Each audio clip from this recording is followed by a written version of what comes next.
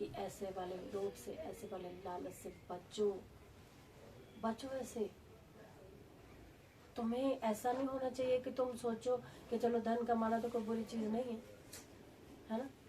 ये वाला आप खुद अपने जीवन में देखो, क्या मैं परमेश्वर में चलता हुआ सही चल रहा हूँ, या मेरा फोकस या मेरा टारगेट कुछ और बन गया है। हालेलुया। तो परमेश्वर आपसे और हमसे कहता है कि हमें धन के पीछे, सांसारिक दौड़ के पीछे नहीं दौड़ना, हमें परमेश्वर के पीछे चलना है। अगर आपका जीवन परमेश्वर के हाथ में है तो वो आपको देना जानता है, वो आपको देना जानता है। क्या बोलते, सुलेमान ने दर्शन में, जब परमेश्वर उसको दर्शन देने लगा और उसने, परमेश्वर ने बोला बोल तू तुझे क्या चाहिए, वो भी मांग सकता था धन दौलत राजपाट, पर उसने बुद्धि से काम लिया। उसने बोला परमेश्वर मुझे ये राजपाट चलाने के लिए बुद्धि दे। जब उसने बुद्धि मांगी, और लिखा गया है कि जैसा सुलेमान की समझ और बुद्धि थी वैसी किसी के पास थी ही नहीं। परमेश्वर ने उसकी इस बात से खुश होके उसको बोला कि मैं तुझे और भी ज्यादा इसके साथ गिफ्ट दूंगा। क्या? धन दौलत और दीर्घ आयु। मिल गया उसको। क्या यूज किया? दिमाग। क्या यूज किया? उसने अपनी बुद्धि लगाई। उसे परमेश्वर से बुद्धि मांगी, उसे परमेश्वर ने गिफ्ट में धन दौलत भी बहुत ऐसे दिया जो आज तक किसी के पास नहीं पाया गया, और उसे क्या दिया? दीर्घ आयु से भी तृप्त किया। अब उसके पास कौन सी कमी रह गई? तो वो स्टार्टिंग में कहता परमेश्वर मुझे इतना धन दे कि मेरा राजपाट फैलता जाए, तो परमेश्वर भी सोचता कि मुझे अभी इसको क्या देना है ना। सो आपको और हमें भी परमेश्वर में जब चलना है तो बुद्धि से चलना है ना, बुद्धि से भी और आत्मा से भी। कि हम जब प्रार्थना करते हैं तो हम कैसी प्रार्थना करते हैं? क्या हमारी लिस्ट ये है कि परमेश्वर आज की मेरी प्रार्थना है, आज मुझे इतना ये देना वो देना, मैं जहाँ भी जाऊँ मुझे पैसे मिले, मुझे जहाँ भी जाए मुझे रिस्पेक्ट मिले, ऐसा मिले, मेरे घर वालों को ठीक करना, मेरे परिवार, मेरे खानदान, ये वो, ऐसी वाली वो वाली प्रार्थनाएं परमेश्वर की हजूरी में लेके आओ, जो परमेश्वर का आत्मा आपको अगुवाई करता है, जो गाइड करता है।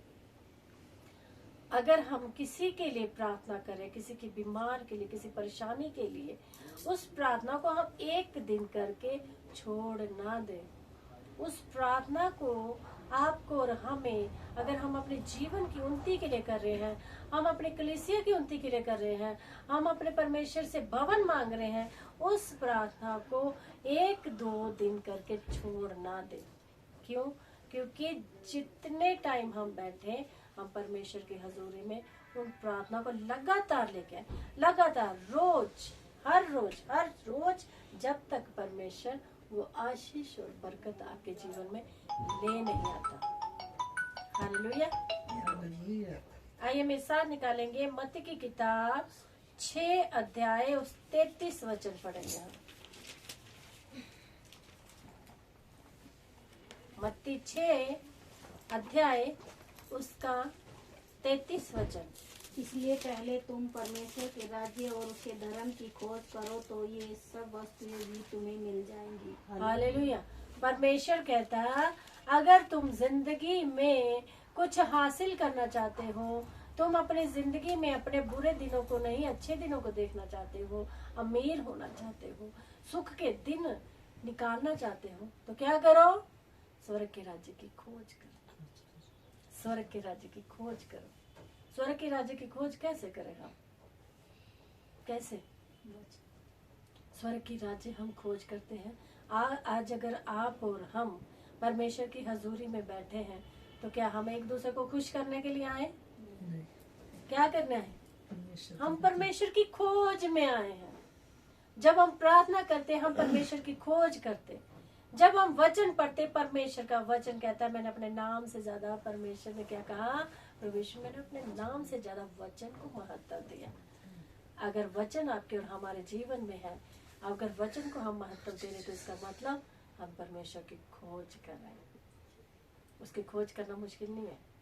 वचन पढ़ना है, प्रार्थना करनी है, संगतियों में बने रहना, दूसरों के लिए भी प्रार्थना करनी, उसके सुसमाचार को लोगों तक पहुंचाना है। ये खोज है उसकी। जैसे जैसे आप परमेश्वर के वचन को पढ़ोगे वो आपको बुद्धि खोलेगा, वो आपकी बुद्धि खोलता जाएगा। ऐसी वाली बातें जो आज तक आपको और हमें समझ नहीं आई, वो आपकी और हमारी समझ की बुद्धि को खोलेगा और वो बातें हमें समझ आएंगी। क्योंकि परमेश्वर का वचन कहता है मैं तुम पे गूढ़ बातें प्रकट करूंगा। कैसे प्रकट करेगा? जब हम वचन में जाएंगे, जब हम उसकी हजूरी में बैठेंगे, जब हम परमेश्वर को याद करेंगे, उसके साथ समय बिताएंगे, तो परमेश्वर आपसे और हमसे बात करने की सामर्थ रखता है। हालेलुया।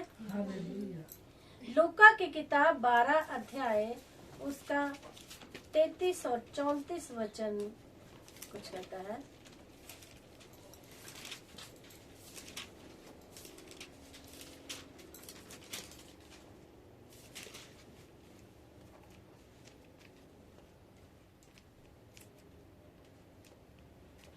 जी पढ़िए। अपनी संपत्ति बेचकर दान कर दो और अपने लिए ऐसे बटुए बनाओ जो पुराने नहीं होते, अर्थात स्वर्ग पर ऐसा धन इकट्ठा करो जो घटता नहीं और जिसके निकट चोर नहीं जाता और कीड़ा नहीं बिगाड़ता, क्योंकि जहाँ तुम्हारा धन है वहाँ तुम्हारा मन भी लगा रहेगा। हालेलुया। अब परमेश्वर का वचन आपसे और हमसे साफ साफ कहता है कि ऐसे बटुए बनाओ जिसमें कीड़ा नहीं लगता, जिसे चोर नहीं चुराता। और वचन कहता है कि संसारिक धन तो जो है इस संसार के लिए है। ये वाला धन आपको स्वर्ग नहीं पहुंचा सकता, ये वाला धन आपको उद्धार नहीं दे सकता। हमें कौन सा धन इकट्ठा करना है? स्वर्ग का क्या लिखा है? स्वर्ग में धन इकट्ठा करो,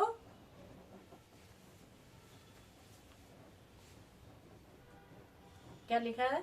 धन इकट्ठा करो जो घटता नहीं और जिसके निकट चोर नहीं जाता। जो घटता नहीं और जिसके निकट चोर नहीं जाता। स्वर्गीय धन कौन सा है? वचन, प्रार्थनाएं, उपवास, परमेश्वर के साथ समय बिताना, ये क्या है? हमारा स्वर्गीय धन है। अगर ये धन आपने स्वर्ग में इकट्ठा कर लिया तो आपको किसी बात की घटी नहीं होगी। हालेलुया। ये वाला धन परमेश्वर चाहता है कि आप और हम इकट्ठा करें। क्यों इकट्ठा करें? क्योंकि यही हमारे काम आएगा। ठीक है। परमेश्वर का वचन आपसे और हमसे बात करता है और परमेश्वर ऐसे ही बात करता है। क्या कहता है वचन हमें? कि अपना धन इकट्ठा वहां ना करो जहां आपको चोर ले जाए, खत्म हो जाए, नाश हो जाए, है ना? क्योंकि उस धन का कब तक महत्व है? जब तक आप जिंदा हो। लेकिन जो स्वर्ग में धन है उसका कब तक महत्व है? जब तक हम इस पृथ्वी पे भी, उसके बाद जाने के हमारा संसार से अगर हम चले भी जाते हैं तो वो धन हमें बहुतायत से काम आएगा। बहुतायत से वो धन हमें आशीष देगा, हमारा जीवन सफल हो जाएगा। किस तरह से लिखा? अपनी संपत्ति बेचकर दान कर दो। आपको वो स्टोरी पता है कि जब एक प्रभु यीशु के पास आता है और वो कहता है कि हे प्रभु, मैं अपने माँ बाप का भी आज्ञा का पालन करता हूँ, मैं दान दशमांश भी देता हूँ, मैं उपवास भी रखता हूँ, उससे बढ़ के मुझे क्या करना चाहिए? अब प्रभु यीशु ने उसकी ओर देखा क्योंकि वो बहुत अमीर था। अब परमेश्वर ने प्रभु यीशु को बोला, अगर तू ये सब करता है और कुछ करना चाहता है तो अपनी धन संपत्ति बेच के गरीबों को दे दे। तो क्या होगा? ये काम उसके लिए बहुत मुश्किल हो गया। चुप हो गया वहां पे। क्यों? कि भाई वो धन दौलत दूसरों को नहीं देना चाहता था। और परमेश्वर का वचन कहता है कि तू गरीबों में बांट दे। है इसका किसी के पास जवाब? बहुत ज्यादा जो अमीर होते हैं उसको बोलो कि तू धन दौलत बेच के गरीबों में बांट दे और परमेश्वर के पीछे चल, वो आएगा? नहीं आएगा। मेरे ख्याल से ये भी ऐसे चला गया और परमेश्वर ने उसे स्वर्ग के जाने का तोड़ बता दिया था। परमेश्वर ने उसको वो राह बता दिया कि अगर तू दान भी देता है, उपवास भी करता है, परमेश्वर का, अपने माँ बाप का आदर भी करता है, मतलब 10 कमांड्समेंट का अगर तू रिस्पेक्ट करता है, आदर करता है, तो ये वाला काम कर दे। और वहाँ क्या हो गया? चुप हो गया। हालेलुया। तो बहुत सारी बातें जो मुश्किल लगती हैं। अपनी संपत्ति बेचकर दान कर दो और अपने लिए ऐसे बटुए बनाओ। अपने आत्मिक बटुए आपको और हमें तैयार करने। क्या बनाओ? ऐसे बटे बनाओ जो पुराने नहीं होते, अर्थात स्वर्ग पर ऐसा धन इकट्ठा करो जो घटता नहीं और जिसके निकट चोर नहीं जाता, ना कीड़ा ही बिगाड़ता है, क्योंकि जहाँ तुम्हारा धन है वहाँ तुम्हारा मन भी लगा रहेगा। हालेलुया। क्या होता है? जहाँ पे हमारा धन होता है वहाँ पे हमारा मन भी होता है ना? जो बहुत ज्यादा परमेश्वर के लोग नहीं, जो बहुत ज्यादा जिनके पास धन दौलत है, करोड़ों की प्रॉपर्टी, वो रात को शायद सो ही नहीं पाते। क्यों? लॉकर में है, वाइट मनी है, ये ब्लैक मनी है ना? इतना सारा धन है, तो रात रात भर की नींद है तो डिप्रेशन से मारे उनको नींद ही नहीं आएगी।